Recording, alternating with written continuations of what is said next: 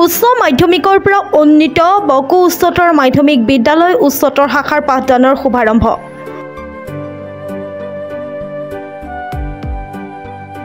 ঊনৈছশ 49 চনত স্থাপিত তথা গৌৰৱজ্জ্বল হীৰক জয়ন্তী বৰ্ষ গৰকা PM শ্ৰী বকো হাইস্কুল শেহতীয়াভাৱে উত্তৰণ ঘটে উচ্চতৰ মাধ্যমিক বিদ্যালয়লৈ।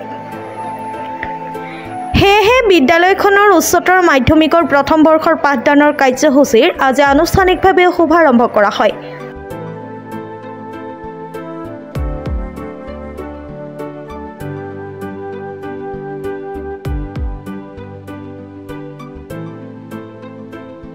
পাঠদান অনুষ্ঠানৰ শুভাৰম্ভণি কাৰ্যসূচীৰ আধাৰে PM শ্ৰী বকো উচ্চতৰ মাধ্যমিক বিদ্যালয়ৰ শিক্ষক প্ৰদীপ বৰুৱে। পাঠদান কাৰ্যসূচীৰ শুভাৰম্ভণি কৰে বকো জৱাহৰলাল নেহৰু মহাবিদ্যালয়ৰ অধ্যক্ষ ডক্টৰ তপন দত্তই।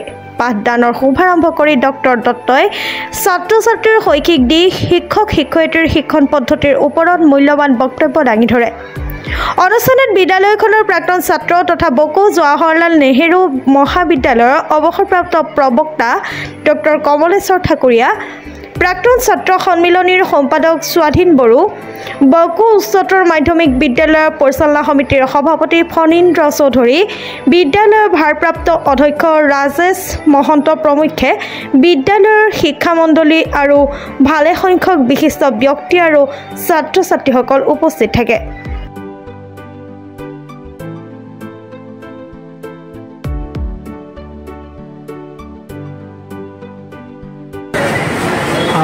PM শ্ৰী বকো উচ্চতৰ মাধ্যমিক বিদ্যালয় শুভ দিনত বিশ্ব পৰিৱেশ দিৱসৰ যি শুভ দিনত আমি বকো উচ্চতৰ মাধ্যমিক বিদ্যালয় প্ৰথম বৰ্ষৰ পাঠদান কাৰ্যসূচী আজিৰ পৰা আমি শুভাৰম্ভ কৰিব বিচাৰিছোঁ। আৰু ইতিমধ্যে সেই কাৰ্যসূচী আমাৰ বকো জেএন কলেজৰ অধ্যক্ষ শ্ৰীযুত তপন কুমাৰ ডক্টৰদেৱে আৰম্ভ কৰিলে। তেখেতৰ হাতৰ পৰশেৰে আমাৰ এই শ্ৰেণীকোঠা উদ্বোধন কৰি আৰু লগে লগে এই বকো উচ্চতৰ মাধ্যমিক বিদ্যালয় আজিৰ পৰাই আমাৰ যি এই বৰ্ষৰ কাৰণে উচ্চতৰ মাধ্যমিক বিদ্যালয়ৰ পাঠদান আজিৰ পৰাই আৰম্ভ হ'ল। যিহেতু বকো জেএন কলেজ ইয়াৰ পৰাই বকো হাইস্কুলৰ পৰাই আৰম্ভ হয়। যেতিয়া 1964 চনত এতিয়া বকো জেএন কলেজ প্ৰতিষ্ঠা হৈছিল, সেই প্ৰতিষ্ঠা হোৱাৰ যি আৰম্ভণি সেই আৰম্ভণি এই বকো হাইস্কুলৰ পৰাই আৰম্ভ হৈছিল। ঠিক তেনেদৰে বকো যিখন আমাৰ BEd কলেজ আছে, BEd কলেজখনো এই বকো হাইস্কুলৰ পৰাই আৰম্ভ হৈছিল। গতিকে আজি আমাৰ কাৰণে এটা সৌভাগ্যৰ দিন। আৰু যে বকো যিখন হাইস্কুল আছিল সেই হাইস্কুল PM শ্ৰী বকো উচ্চতৰ মাধ্যমিকলৈ উন্নীতকৰণ হৈছে। আৰু এই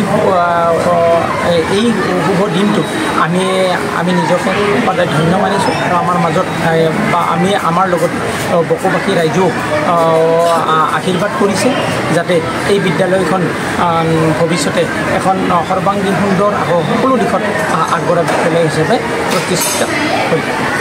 যিহেতু ক্লাছ আৰম্ভ হ'ব, আপুনি নাভাবেনে যে ক্লাছৰ কাৰণে আৰু ৰুমৰ প্ৰয়োজন হ'ব তেনেকুৱা? নিশ্চয়।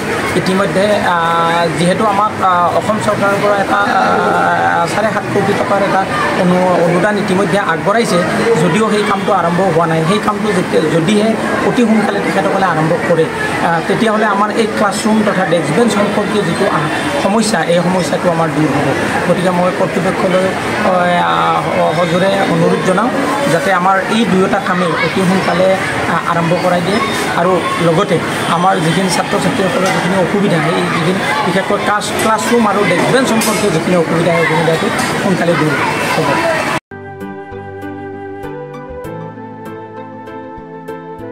চমৰীয়াৰ পৰা চাইফুল ইছলামৰ ৰিপৰ্ট, টাটা টাইম ডিজিটেল।